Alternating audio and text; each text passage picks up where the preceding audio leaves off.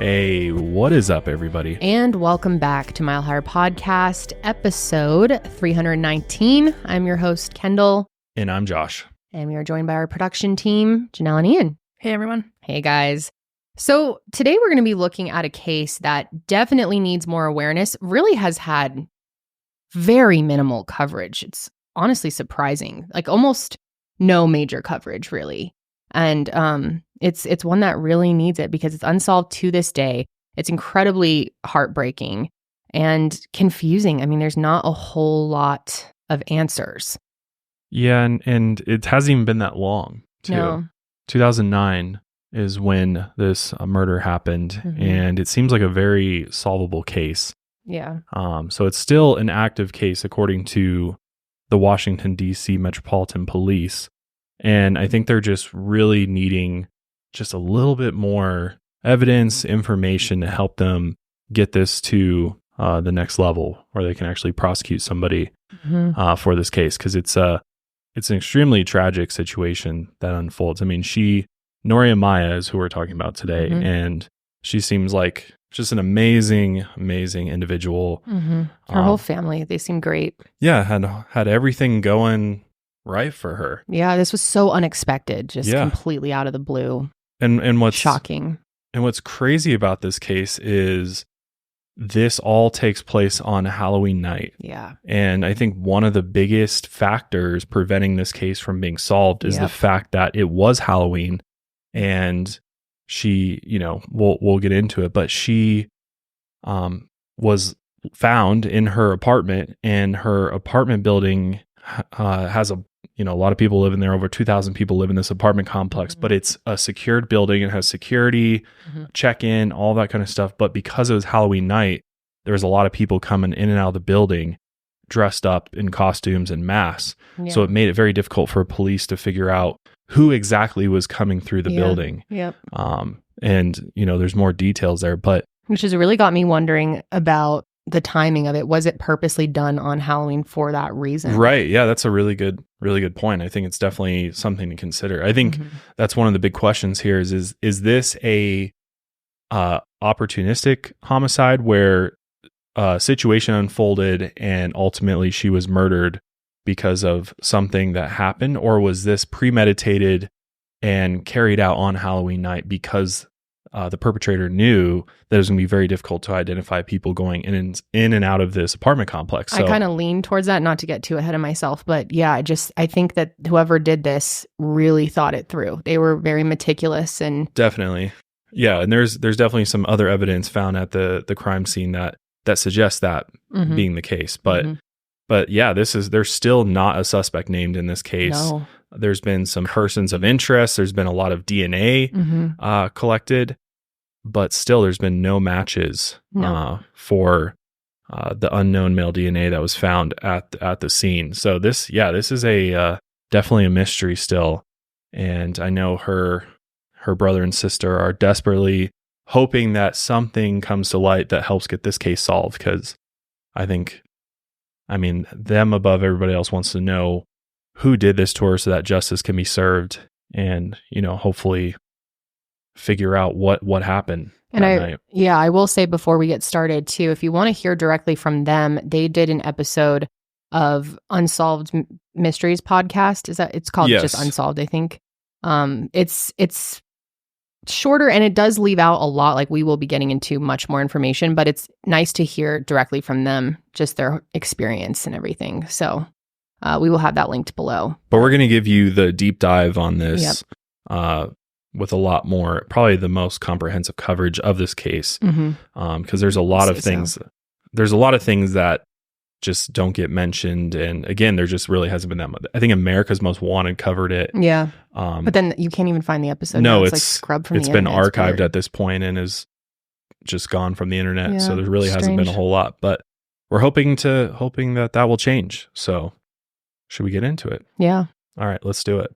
So Nori Amaya was born on September 9th, 1971 in El Salvador. And not much is known about her early life or even her parents' names, actually. We do know that her mother would remain a constant in her life, but it's unclear if her father was involved in her. But 2 years later, her brother Carlos was born. And the two of them were extremely close from a very young age. And although their mother did the best that she could to raise them, she was often out of the house to support their family. So Carlos and Nori kind of raised one another. They have a very sweet relationship. They were really instrumental in feeding each other, keeping each other occupied, and really just each other's support system always. And while their young family was happy, life in El Salvador was very turbulent. The country had been used as a proxy in the Cold War, and tensions had really reached a boiling point. In 1977, a fake election brought Carlos Romero into power, and protesters had gathered around the Capitol following the election, and Romero's military actually opened fire on them,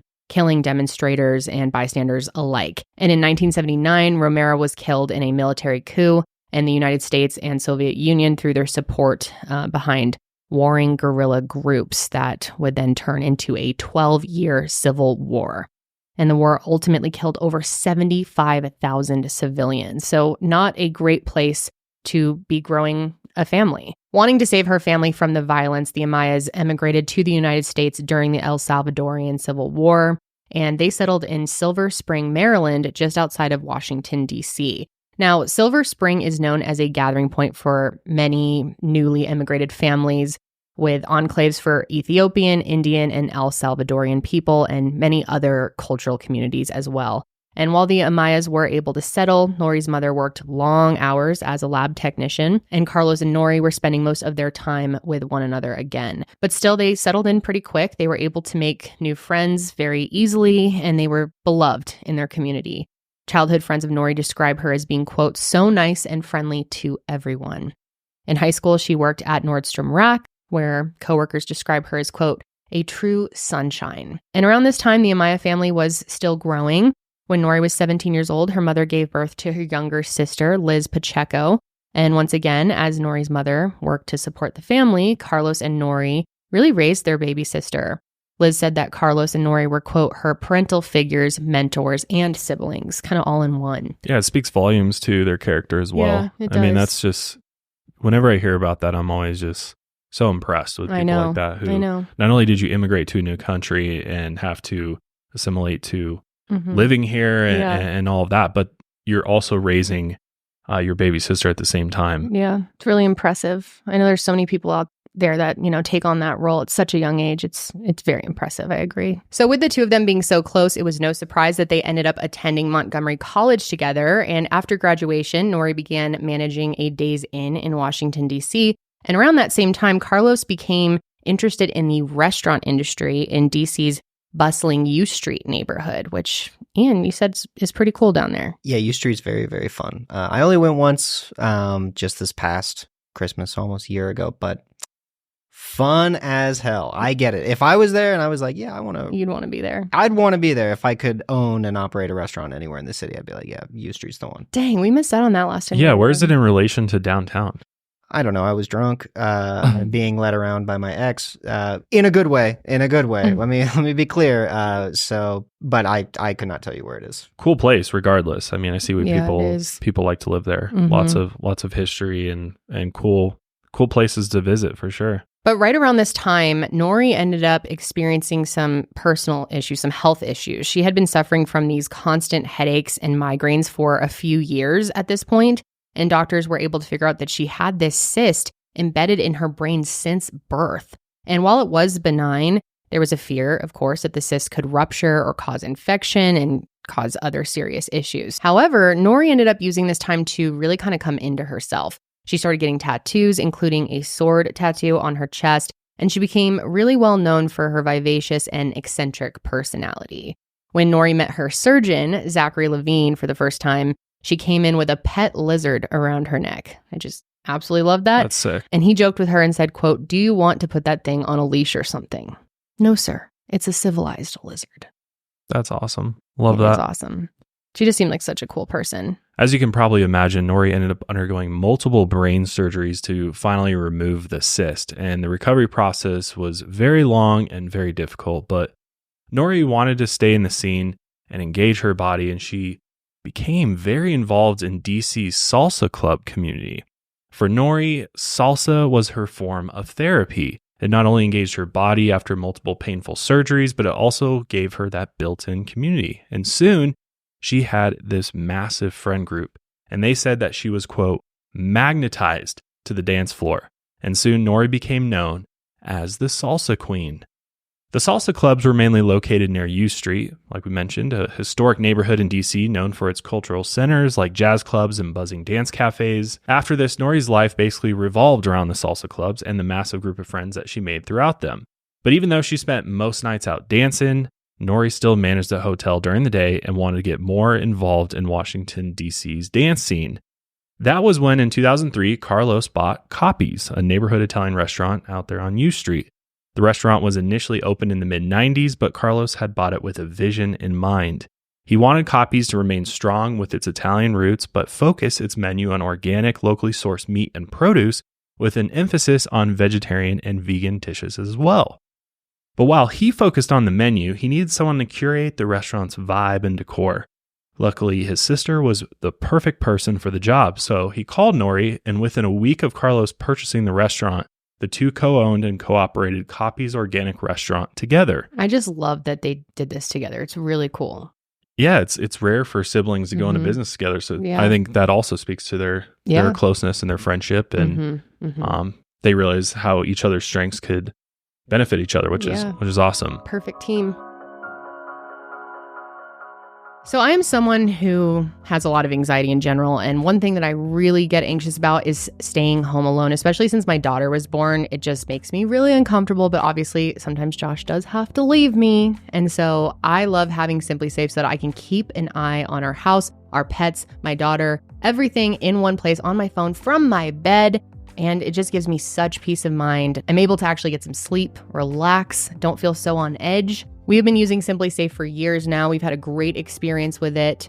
They offer fast protect monitoring and live guard protection. SimpliSafe agents can act within 5 seconds of receiving your alarm and even see and speak to intruders to stop them right in their tracks. You'll never be locked into a long-term contract, which is great. You can cancel at any time. The pricing is transparent and affordable at less than $1 a day with no hidden fees ever. SimpliSafe has been named Best Home Security Systems by US World and World Report for 5 years running and offers the best customer service in home security according to Newsweek. It's so easy to install. You can literally do it yourself. It's really, the name speaks for itself, SimpliSafe. You can literally install it yourself in less than an hour or choose a professional installation to have a pro just do it all for you.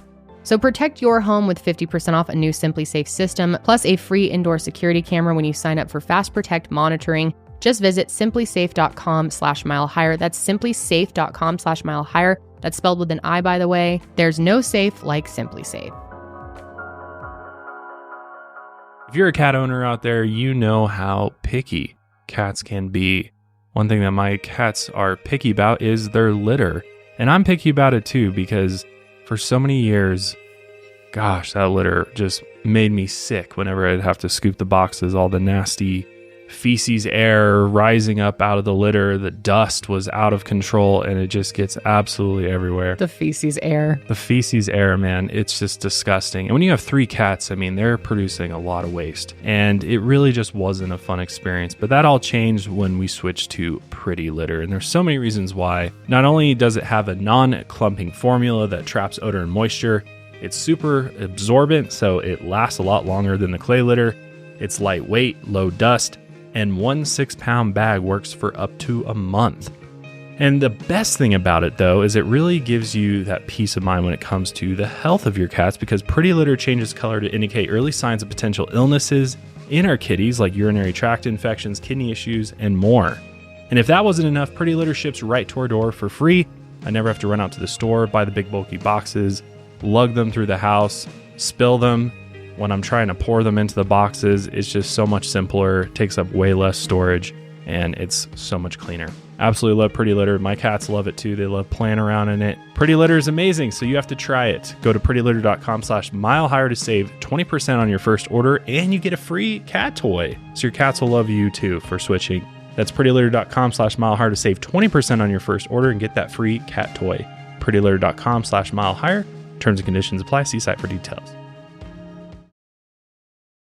So at this point, Nori had fully recovered from her brain surgery and she managed copies with a ton of passion. She organized salsa dancing nights, she hired belly dancers, and compiled a wine list with recommendations for any palate. According to Nori's friend, Mara Jimenez, she said, quote, "Came and kissed you and asked, what do you want? She made you feel at home." At first, the setup was perfect. Nori could run the restaurant from 5 p.m. to close and then go dancing after she got off, and Carlos would often join her. Then soon after that, Copy started sending food and clothing on relief missions to Guyana, Colombia, and El Salvador, and Nori became a fixture within DC's immigrant community. According to the Washington Post, quote, "Her round cheeks, cat-like eyes, and Mona Lisa smile gave her face an opaque warmth. And that smile would earn her the nickname Mona," which it seems like most of her friends that knew her referred to her as Mona when talking about her. She even wrote on Facebook in 2009, quote, "Hard work pays off and I have the best business partner in the world." And she's talking about her brother Carlos. Although Nori was known for her outspoken personality, she took the restaurant business very seriously.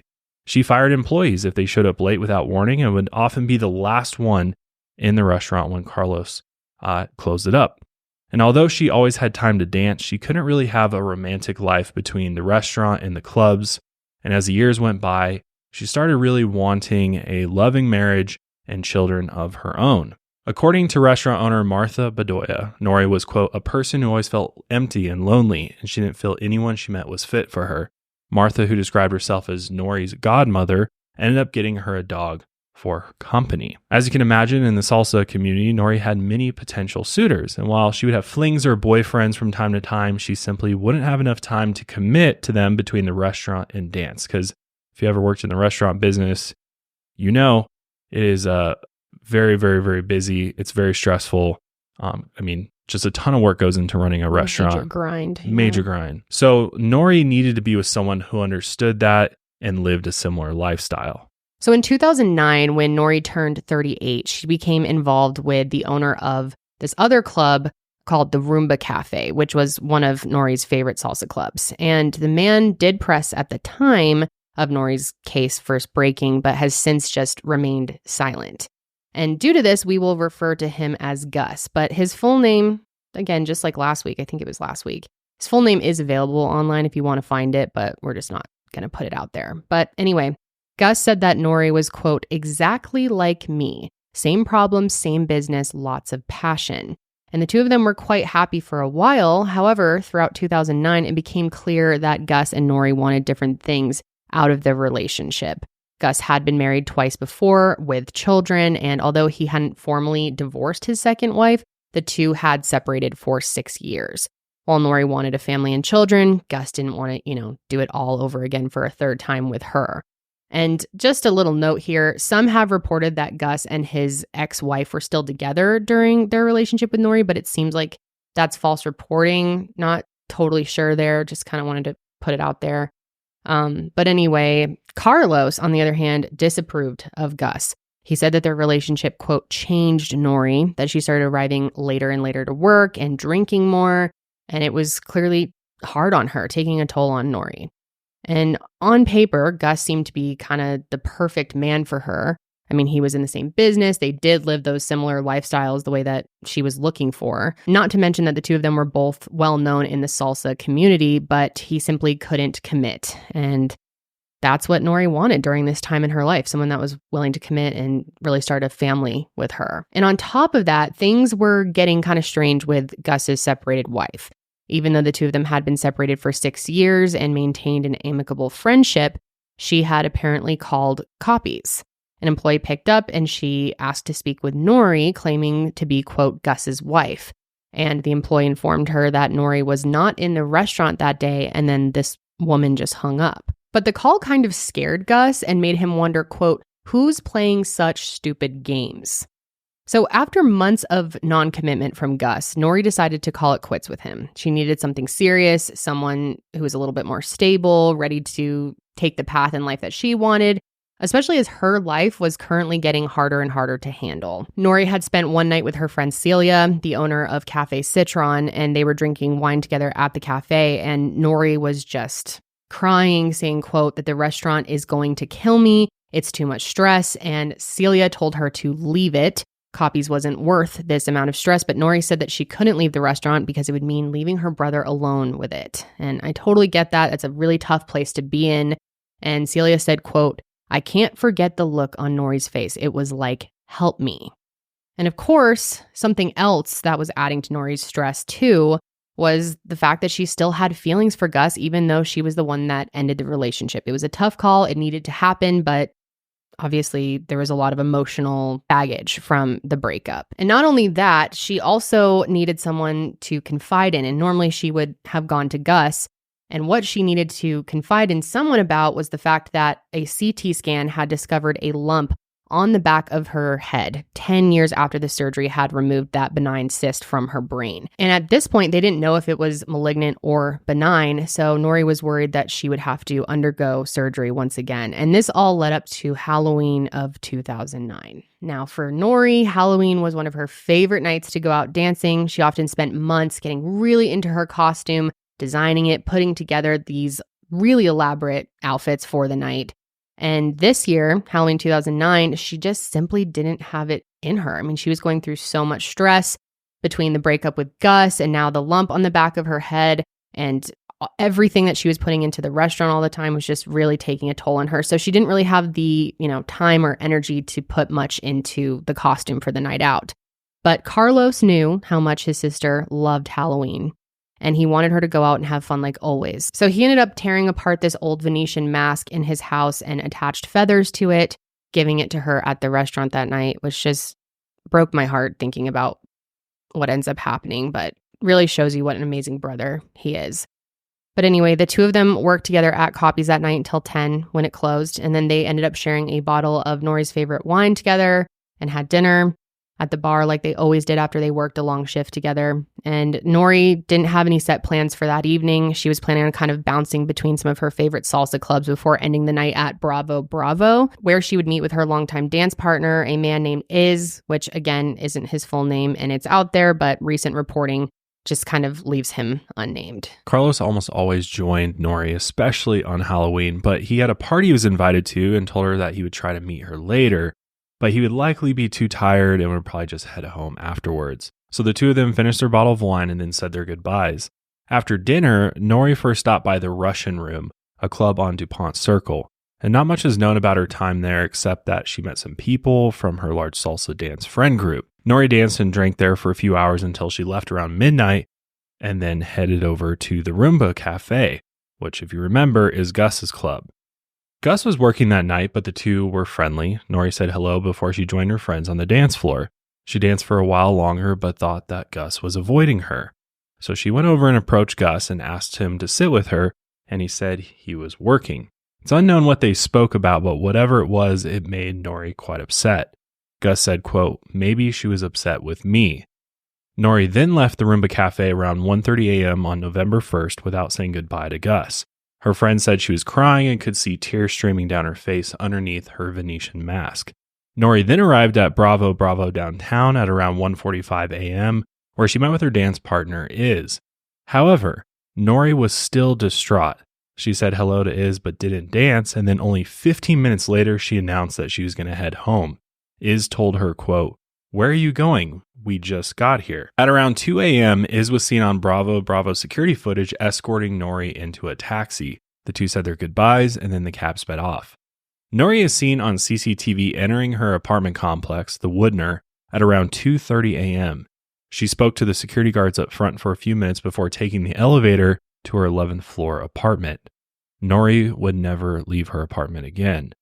On the morning of November 1st, 2009, Carlos was at Copies preparing for a 100-person party that he and Nori were scheduled to work.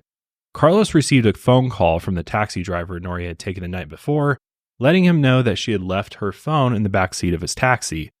This was not unusual for Nori. She was known for being forgetful at times, often leaving behind her phone, her keys, or her wallet, and this was actually a symptom of the brain surgeries that she had undergone 10 years earlier.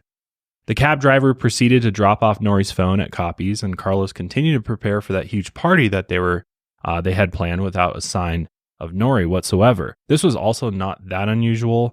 Although Nori took the restaurant business very seriously, there had been a few times that she had, gone overboard, had a little too much fun the night before, and then needed to, sleep off a hangover or just recoup before the day ahead. So he was like, maybe that's what happened. And it's Halloween, right? So, a lot of people go hard on Halloween. But she would always call Carlos in advance if that's what she was planning to do. But he didn't expect any communication from her since she didn't have her phone. She had left it in the cab.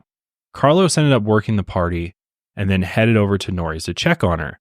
The security guards at the front desk recognized him and let him into the elevator to go upstairs to check on Nori. He got off on the 11th floor, then walked over to Nori's door. Her door was locked and he couldn't hear any noises coming from inside. So he opened the mail slot on the door and looked inside. Carlos said that the apartment was very dark and that he felt a, quote, gush of air hitting his face. But still, if Nori was resting from Halloween, he didn't want to disturb her. So he ended up leaving the Woodner and headed back over to Coppy's. On Monday, November 2nd, Coppy's had no scheduled events and Carlos arrived at the restaurant around its regular opening time of 5 p.m. At this point, Carlos was definitely concerned. He could understand Nori missing the prior day as it was a large party and perhaps she just wasn't up for it, but Coppy's had nothing scheduled on the 2nd and she would have had plenty of time by this point to sleep off a hangover or recuperate. Carlos then called their younger sister Liz Pacheco, who met him at Coppy's before the two of them drove back over to Woodner. Carlos and Liz then went back up to the 11th floor and knocked on Nori's door once more. The door was still locked, and when they peered through the mail slot, it was just as dark and silent as the day before. Now they were very, very worried that something was wrong. Carlos and Liz then returned to the lobby and spoke to the security guard, and they explained to him that Nori had not been seen nor heard from in the past 2 days and wanted to access her apartment to make sure she was okay inside. So the security guard agreed to help them get into her apartment. He grabbed the master key, and all three of them went back up to the 11th floor. Liz was the last to enter the apartment, and she flipped the light switch on. And that's when they saw Nori's Halloween clothes in a bundle near the front door, as if she had taken them off the moment she came home. Then they saw her bed. A sheet covered Nori's body, but her hair and left hand were hanging underneath the covers. Carlos looked at the security guard before he approached her, saying Nori's name over and over again. Carlos then grabbed Nori's toe and shook it, but there was no response. Then he removed the sheet, revealing that Nori was only wearing her underwear and her skin was blue and there were marks around her neck. Carlos then put his hands to his head and said, quote, "No, no, no, no." I can't even imagine how traumatic this would be. Listening to them speak about this on the Unsolved podcast was just heart-wrenching. I cannot imagine being in that position. Well, and also think Carlos was there the day before.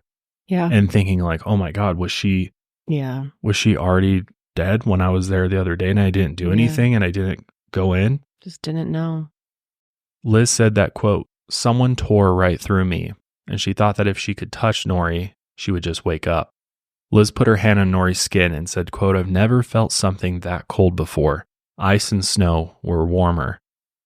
Liz and Carlos held each other, and they ended up on the floor crying. Carlos felt like he couldn't breathe. At around 9:11 p.m. on November 2nd, DC police responded to a call from the security guard and were on scene shortly afterward. I do think, like, whenever we talk about, like, a body being found, oftentimes it's found by a neighbor, it's found by investigators, it's found by some, it's very rarely, at least in my time since, like, working here with you guys, it's very rare that it's the family themselves who find it. And so, like, yeah, I think, like, that alone, I couldn't imagine that. I couldn't imagine that. It's so traumatizing. In our documentary we just did this year, I don't know, did you end up watching that? Yeah, I'm sure you heard Audrey's story of finding her sister's body and just what a toll that is taken on her. I really cannot imagine what that would be like. Be horrendous. Well, and just the thoughts that are going through your head, she's obviously deceased, and the next thought is, well, what happened? And then you start running scenarios through your head. Was she murdered? Did she take her own life? And obviously for them, I think they went to murder straight away because they knew Nori, So they were like, somebody murdered her. And then you start thinking about all the possibilities. And it's just and that's something that they like have had to continue wondering about. I mean, how can you not think about what exactly happened that night? What went down? Who did this? How did it happen? What were her last moments like? That's just beyond traumatic to face for years and years and years. So veteran DC Metro Detective Tony Patterson was assigned to the case and arrived at the apartment shortly after the security guard put in the call. And Tony first noticed that the apartment was still in order. No one had torn through a dresser or any other compartments within it. This was certainly not a robbery. Tony observed the ligature marks around Nori's neck and determined that she was strangled with a single ligature, and the assailant likely used something to kill Nori and that she was not strangled with their bare hands. Lori had some bruising and scratching just below her lip. There was contusion marks on her arms as if someone were trying to kneel on her and prevent her from defending herself. And the next thing that was noticed was very disturbing. Nori was always known for having very long, beautiful fingernails, and Detective Patterson and Liz both noticed that Nori's fingernails had been removed, like basically cut down to the quick. So it's assumed that she likely scratched the assailant, which would have preserved some of their DNA underneath her nails, and that the perpetrator was smart enough to remove them after they killed her. However, even though they seemed to be trying to be as careful as they could to not leave anything behind, DNA evidence was luckily left behind at the scene. Police have not made it public what kind of evidence this was, whether it was blood, hair, potentially even semen, but it was from an unknown male, and it was left on her body. I was going to also say you're probably wondering, well, do they know what the ligature marks are from? And they don't. They actually did a full search of the apartment, and the only thing they found was a single USB cable. And I believe they had that tested, but there was no DNA on it whatsoever. So most likely the killer took that with them. Yeah. Because, it's very obvious. I mean, I'm sure that was kind of out in the ordinary for somebody to clip the fingernails of the victim. Yeah. Or cut them off. And you don't see that very often. No. So that's kind of I don't think I've ever seen that in any of the cases that I've covered. That I can remember. That's kind of unusual. Mm-hmm. After Nori was determined to have been killed in the early morning hours of November 1st, just after she had gotten home from the clubs, police began tracking her movements the rest of that night on Halloween.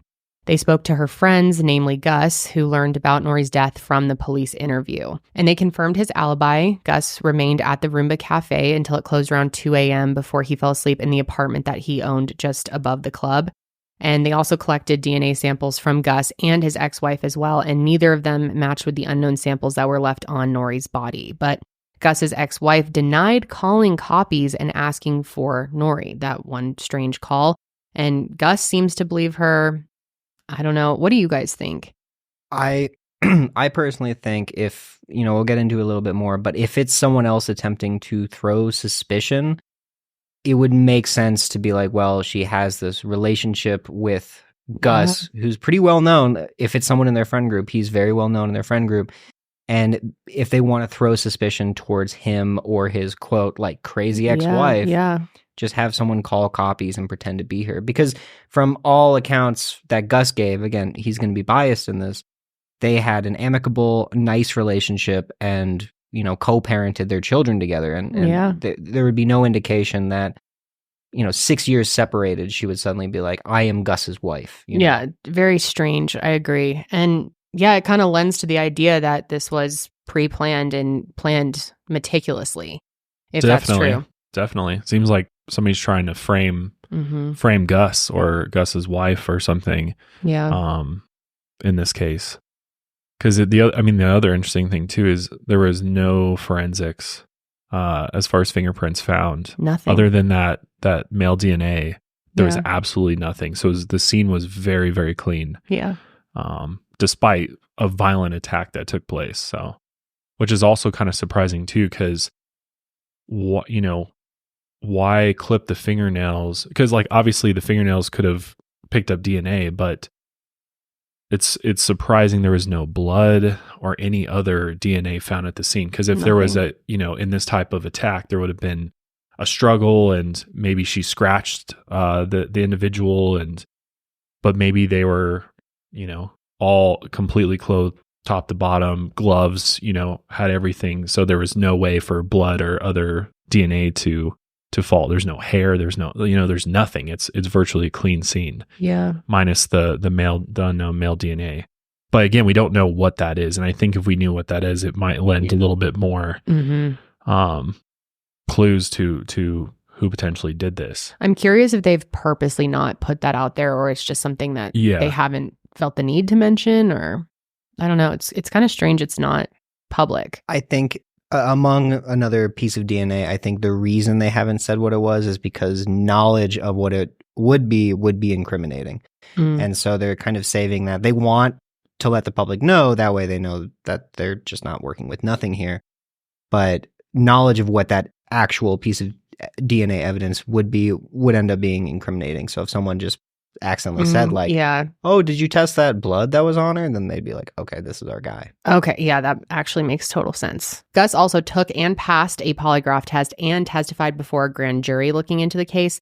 And at one point, an investigator actually screamed at him, quote, "You did it," even though police had never considered him a suspect. And there wasn't a lot of information available about that whole scenario playing out. It's very strange. We don't know if that was said in front of the grand jury or when he was being interrogated. No idea, but very unprofessional and strange. They also interviewed Iz, the last person that she spoke to before she returned home at 2:30 a.m. And he also gave a DNA sample to police, and they confirmed his alibi from CCTV footage from Bravo, which was the last club that Nori went to on Halloween.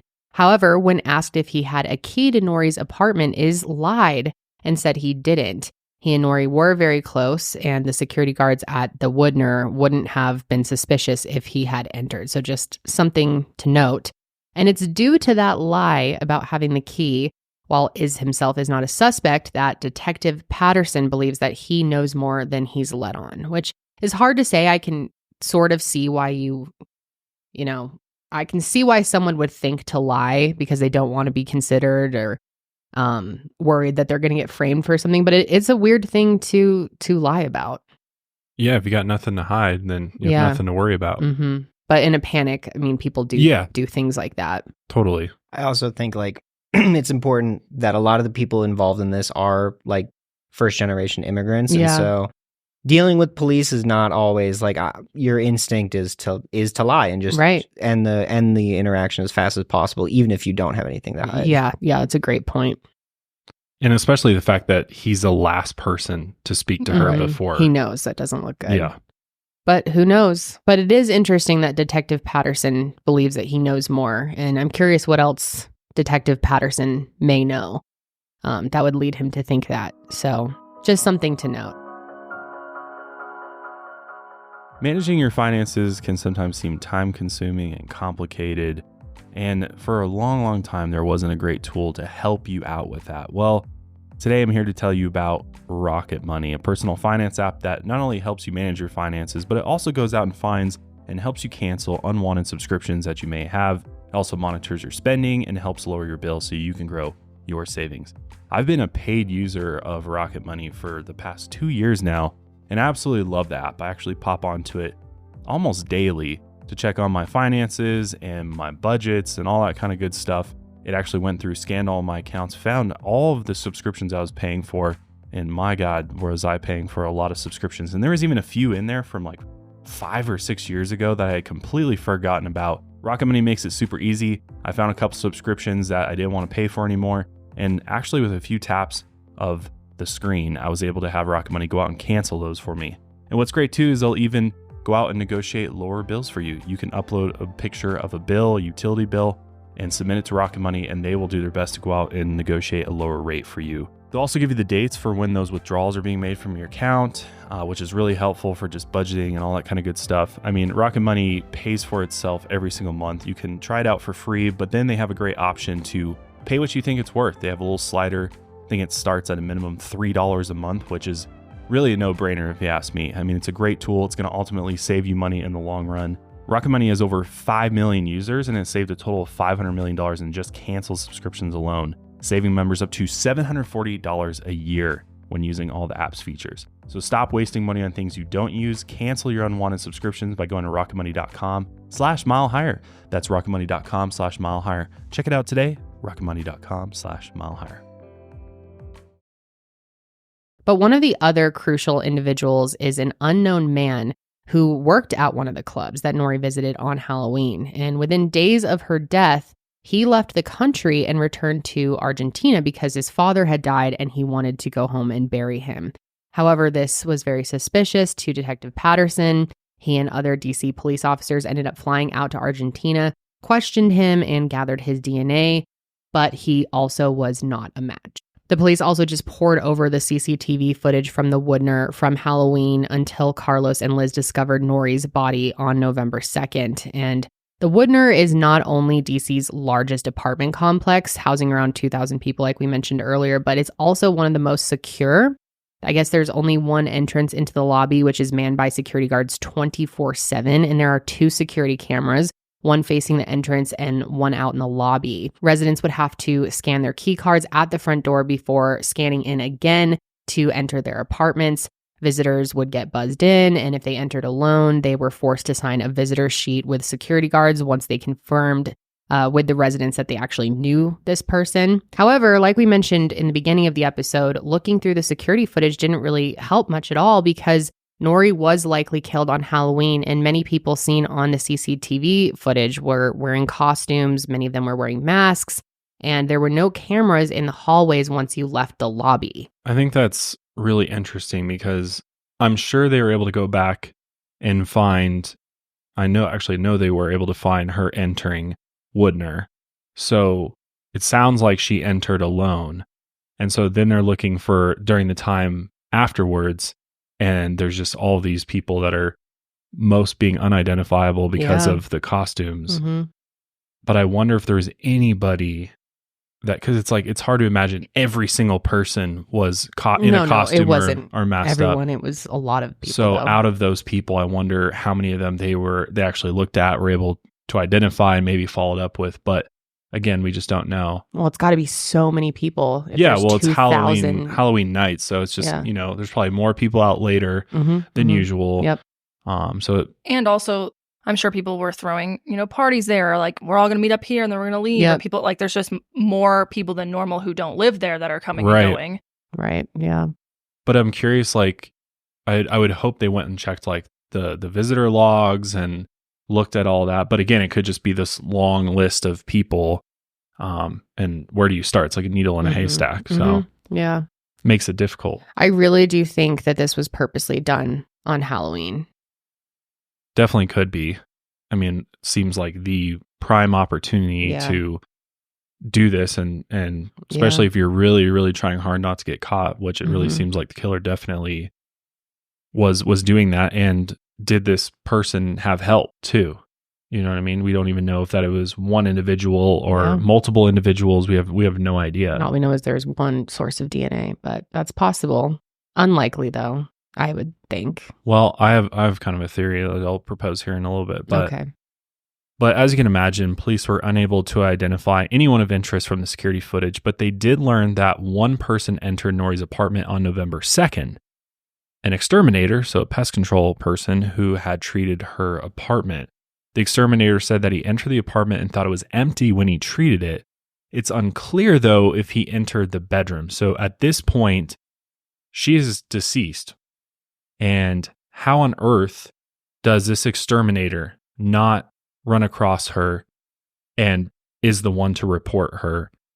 I know. That is baffling to me. Like, I feel the same way. Very weird. Very, very weird. In an apartment too? I know. Like, you're going to treat an apartment and you don't happen to like walk past the bedroom. And even then, if he didn't notice there was a body in the bed, whether that person's alive or dead, why are you there? Why didn't you try to make contact with the person? Be like, hey, I'm here to do your pest control. Yeah. It's very odd that he just entered and did it as well. Maybe that was like most of the times, pest control people won't just come into your place, though.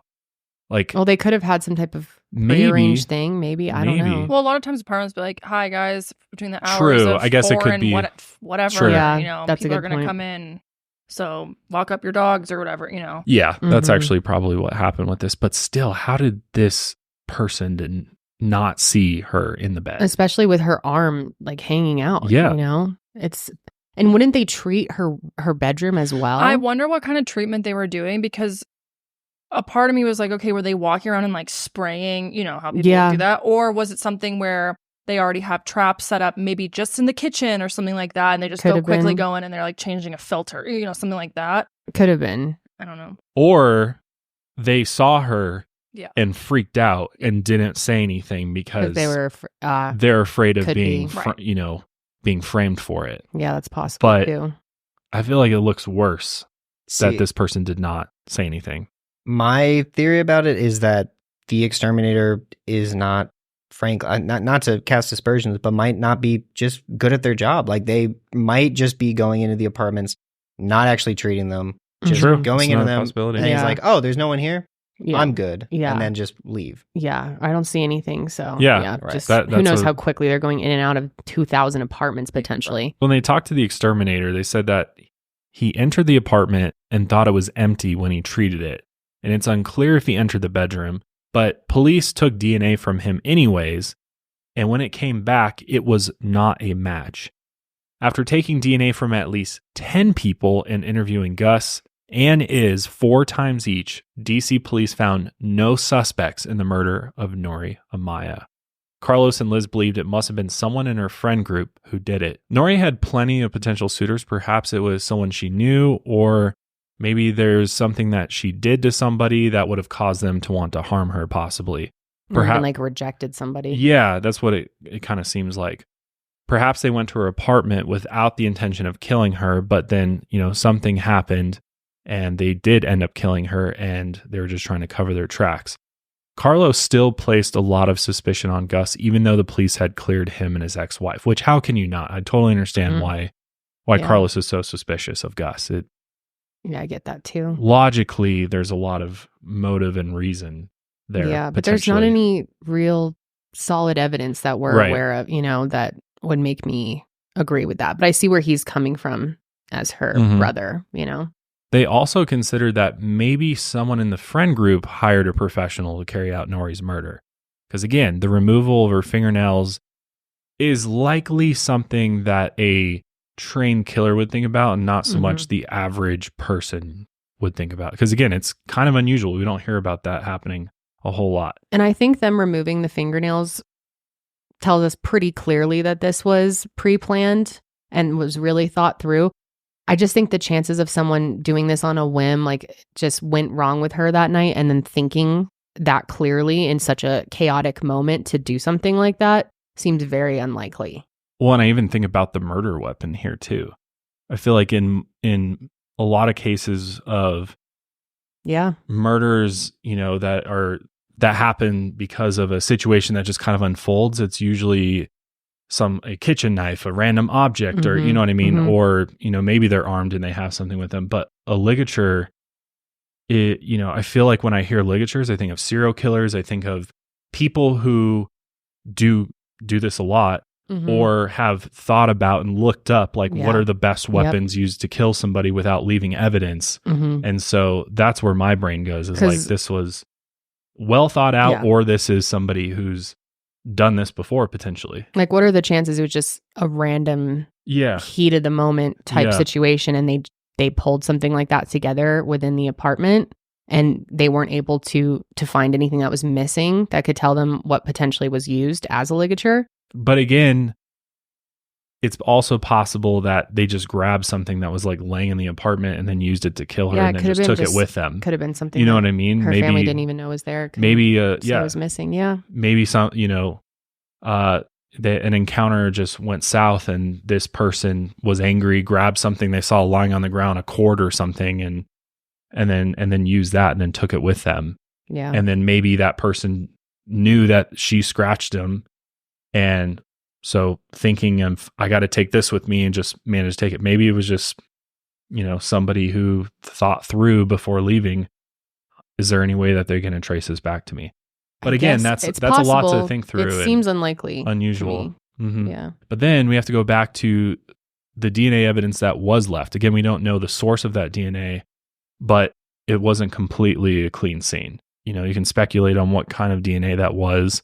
It seems like, looking at the whole picture here, she was found in her underwear, her clothes were off. So it seems like some type of either sexual assault that played out here, or somebody followed her back and then entered shortly after she got in and undressed, and then tried to take advantage of her. So possibly there was some type of sexual assault that took place. But again, we just don't know. Or it could have been blood or hair or something else. But it's also possible that the killer planted random DNA at the scene to further throw off suspicion from themselves, which to me would this is definitely premeditated, planned out very, very well, but also it speaks to possibly somebody with experience and knowledge on how to do this and do it without getting caught. So a lot of possibilities here.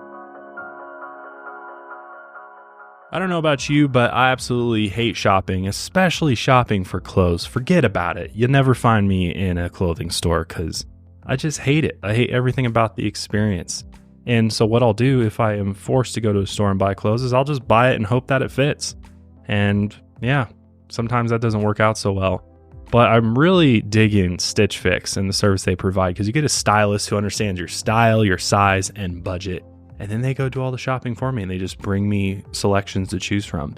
It's so much simpler, shows up in a box on my door. I can go through the pieces that they select, whatever I don't like, or maybe I just want one piece for a new fit I'm working on. Just throw it in that prepaid bag, throw it in my mailbox, and it goes on right back to them, which is amazing. It's just super simple, and then the stylist works on the next selections. It's really simple. It's great because it saves you so much time, but also saves you money because they're working within your budget. I mean, a lot of us don't have time to, spend hours and hours online shopping or let alone driving to a clothing store. So Stitch Fix has got you covered. They send you the personalized pieces that you're looking for so that your fit is flawless, baby. No stores, no crowds, and no stress. Just personalized looks you'll love. Stitch Fix makes it so easy. Personal styling for everyone. Get started at stitchfix.com/milehire. That's stitchfix.com/milehire. But Detective Patterson believed that the killer had to have been someone who knew Nori. Often hired killers don't care about how the body is left. And in Nori's case, whoever killed her covered her body with a sheet. And, a lot of law enforcement will say this happens at scenes when, it's somebody that they know. And then after they murder them, they don't want to see what they've done, essentially. And so they'll cover the body with, clothing, a sheet or something else so they don't have to look at it. But I don't even know if that was necessarily the case here, because maybe it was just to conceal the body to hope that it isn't found for, a longer period of time or something. But that it is a point worth considering, I think. I think it's definitely possible this was somebody close to her. Because again, the person potentially knew about Gus, knew about her whole situation, so that would make sense. But 15 years after her death, there are no leads in the murder of Nori Amaya. Hundreds of people attended her funeral at Gate of Heaven Cemetery in Silver Spring, and friends and family posted remembrances on her Facebook page saying, quote, "Nori, I had the pleasure of knowing you for years and am better to have had you in my life." And quote, "Nori, I had the joy of knowing you. I always admire the way you cope with obstacles in life. I will miss you and I will always remember you." Now, what's interesting is that Gus and Iz attended Nori's funeral. Gus went up to Carlos even and offered to help in any way that the family needed, and Carlos responded, quote, "I don't need anything from you." Gus ended up leaving the funeral early, and Carlos followed him out. After Nori's death, her sister Liz took over her role at Copies, and in 2017, Gus's club, Roomba Cafe, closed. And in 2020, Copies closed due to the pandemic, and it's unclear if there are plans to reopen it.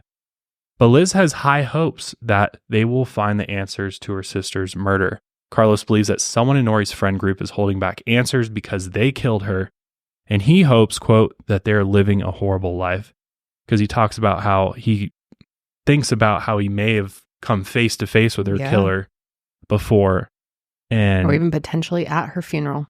Yeah, and that it's a horrible situation to think about another human being could do that to you, I don't know how you especially would ever someone trust anyone again. Yeah. Somebody you considered a friend even. Yeah. And they withhold this information to cover their own ass. But yeah, he had talked about in that episode of Unsolved how he thinks about it, like obviously makes him very angry thinking about how this person is just like, oh, I got away with it.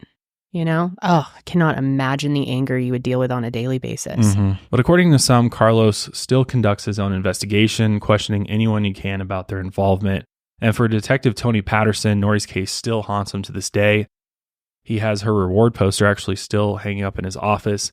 And as of 2021, Nori's case was not sent to cold cases, so it's still very much active. However, let's talk about crime in Washington, D.C., because I think this is also a factor, especially if we consider the possibility that maybe this was a crime of opportunity. Somebody saw her leave, saw that she was intoxicated possibly after a night out, or had been even stalking her throughout the night. It's a growing problem in Washington, D.C. Only 75 of the 244 homicides committed in the nation's capital were cleared by the end of the year. So their solve rate's definitely not very high. But in 2021, this is kind of interesting and also makes me feel a little less confident in the DNA analysis done in this case. So DC's crime lab lost its accreditation due to flaws in its analysis, which is crazy, which probably lends to why the solve rate is so low as well when it comes to homicide. So it makes me wonder if they were to send the DNA samples that they have and this unknown male DNA to a different lab, if there would be a different result. Because it's kind of crazy. Like out of all, like in most cases, you're lucky to even get a DNA sample from somebody. Yeah. But they have 10 different people who are closely connected to Nori in some way, and none of them. And yet Detective Patterson's like pretty adamant that he believes this was somebody that knew her. So it makes me wonder, is there issues at the crime lab? And could there have been something that went wrong over there or wasn't processed correctly, and maybe send this off to somewhere else and see if you get different results? But I don't know. There's just something about that just doesn't sit right with me. However, the police have indicated that there is one piece of evidence from Nori's murder that has not been publicly released yet. As we mentioned earlier, knowledge of it would be incriminating. So I wonder what that is. Yeah, I wonder too. Would not be incriminating. So it's got to be something. No, I say it would be incriminating. It seems like whatever it was is likely an object of Nori's that was taken from the apartment that neither Carlos nor Liz knew about. But the police were able to figure out from her friends, there's an object that Nori had that was secret from most other people. And whoever knows about this thing is the one who stole it. How do you know that? That was just from an interview with the producer for the Unsolved Mysteries podcast when he was talking to police about it. Wow, I wonder what that could possibly be. That is kind of like the master key in this entire thing, potentially. Like if someone is able to say like this, like, oh yeah, Nori's blah, blah, blah, then they're like, oh, this is our guy. Same thing with the DNA. If the person's like, oh, the blood that you found on Nori, then they would be like, okay, this guy knows. This is the guy. Wow. God, I wonder what that could be. Huh. Also, like coming to mind for me is I go back to the cab driver. I wonder about the cab driver. He picked her up and he would obviously have known she was intoxicated. You know, she had a long night out, drives her to where she stays. Is it possible the cab driver then like walked her up to her room? But I feel like they would know his name. They would have checked. Well, they would have seen on CCTV if she walked in with anybody. Yeah. Unless they followed her up later. I do believe also that even though it wasn't stated, I do believe he was one of the people who was interviewed because, again, Carlos had his phone number because he had contacted him about the lost phone. So I think most people go to is possibly, you know, he was the last person to see her, but then again, he sent her home in a cab. So yeah, or they did get somebody to do this for them, and for what reason, I'm not sure. And that's the difficult thing is I'm like, where's the motive here? You know what I mean? Like, unless there's more to the romantic relationships going on here, you know what I mean? There's more that we just don't know about. I feel like there's definitely more to the relationships with the people she was close with than what has been released for sure. There's always is. I agree too. I really want to know why Carlos seemed to dislike Gus so much, even before any of this happened. I feel like there's a lot more to that whole story here that hasn't been released. Another thing I think worth considering, this goes back to Carlos's suspicion towards Gus, is Gus was a business owner. It was kind of a messy relationship. He's separated from his wife, and I don't know. I don't know if there's enough of a motive there, but could he have had the means to find somebody to do this for him? Possibly. I think it's worth considering, because it's very interesting to me that there's all this DNA testing done. There's no matches to anybody. I just don't get what would the point of that be. What would the motive? I don't know. Maybe we don't even know the motive. Maybe there's something else in this case that we just don't know about that would explain that. Because I don't know. Yeah, it seems like a lot very of missing pieces here. But then again, I also consider this being possibly even more random. I mean, it's Halloween night. She's out late. She's alone.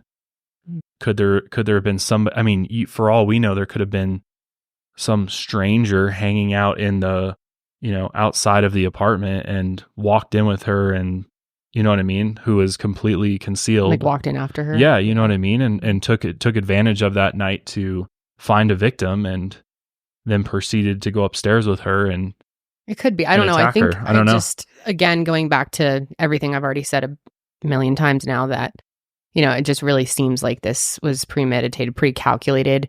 I think even being on Halloween was calculated, but just also the fact that Detective Patterson feels like it was someone who knew her, that I think says a lot as well. And it seems that her family feels that way too. Do we know if it was a deadbolt that was locked, or was it just one of those? So the door would have also had a deadbolt lock on it. I'm not sure if that was locked. It was a fob, like a key card scan, and then you could also engage a deadbolt.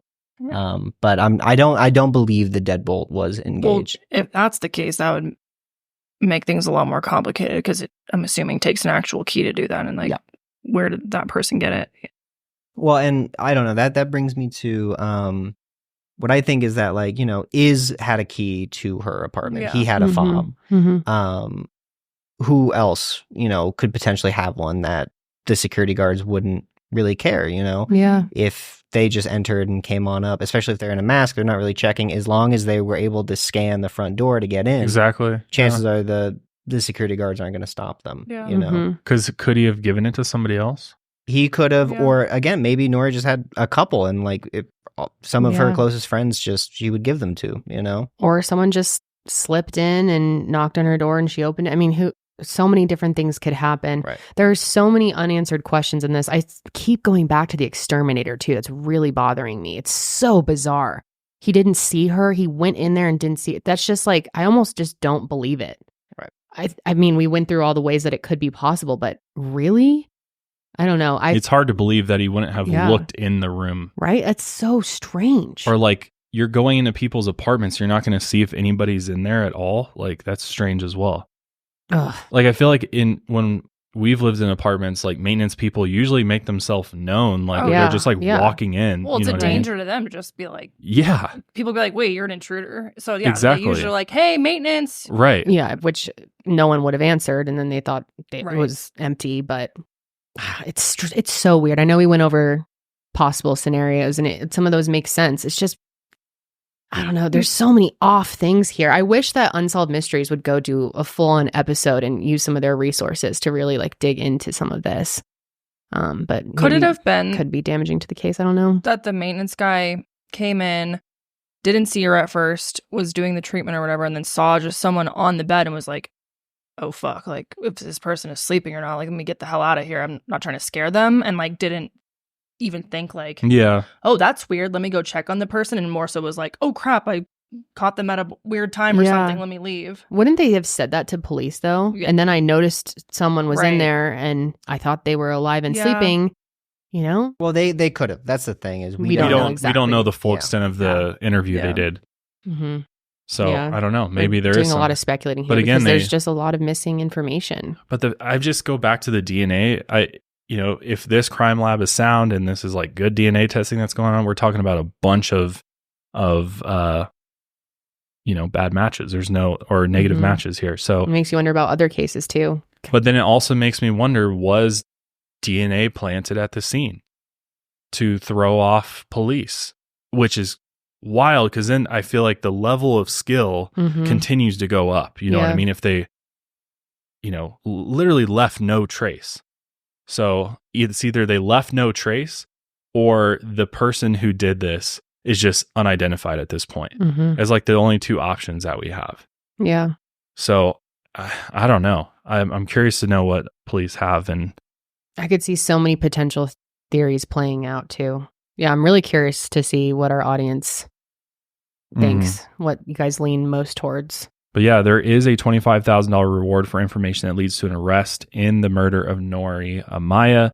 If you have any information about Nori's case, you can contact the Metropolitan DC Police Department at 202-645-9600, or you can text a tip to police at 50411. But yeah. What a heartbreaking case after everything that she had been through in her life. I know. Such a success escaping story. Escaping the violence and then brain surgeries. Yeah. And it's really, really sad. And she just seemed like such a cool person. It's horrific. Yeah. I hope they catch whoever did this, because this, I feel like it's definitely a solvable case. I feel like they're missing one little piece. Or they put have it all things together. We just don't know. I don't know. Yeah. Really tough. But yeah, obviously let us know your thoughts. What do you think happened? We'd be curious to see, but we're going to go ahead and wrap up today's episode there. Thank you so much for joining us for another episode of Mile Higher. We'll see you guys next time. Until then, keep on taking your mind a mile higher.